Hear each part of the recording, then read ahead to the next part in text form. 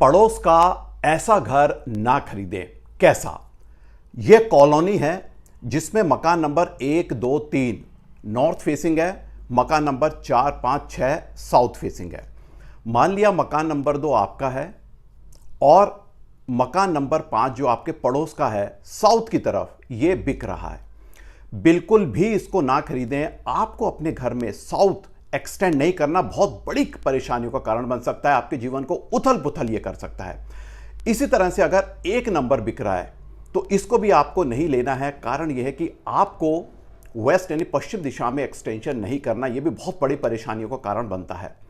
हाँ, अगर 3 नंबर बिक रहा है और यहां पे आप देखिए ये आपका जो एक्सटेंशन है ये होगा नॉर्थ ईस्ट और ईस्ट में, ये बहुत ही शुभ है, आप इसको खरीद सकते हैं।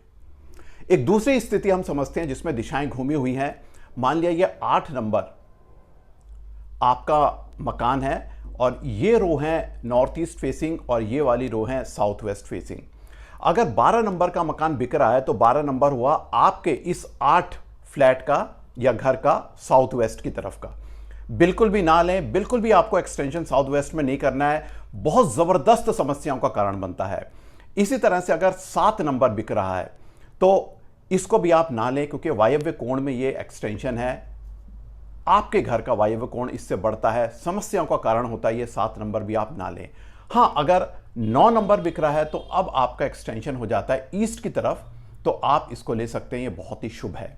एक और स्थिति की बात हम करते हैं कि मान लिया कि आपका ये 5 नंबर घर है और 2 नंबर बिक रहा है।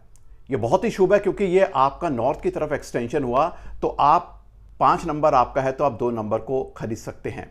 मान लिया 2 नंबर लेने के बाद कुछ समय बाद ये 3 नंबर भी बिका और आपकी फैमिली बड़ी है, तो आपने सोचा चलो 3 नंबर भी हम ले लेते हैं।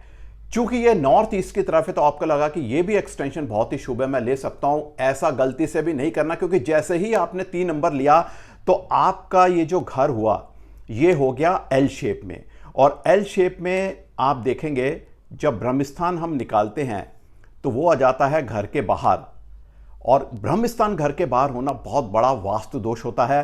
तो नियम जो आपको अभी बताए गए हैं उनके अनुसार ही आप पड़ोस का घर बिक रहा है तो खरीदें।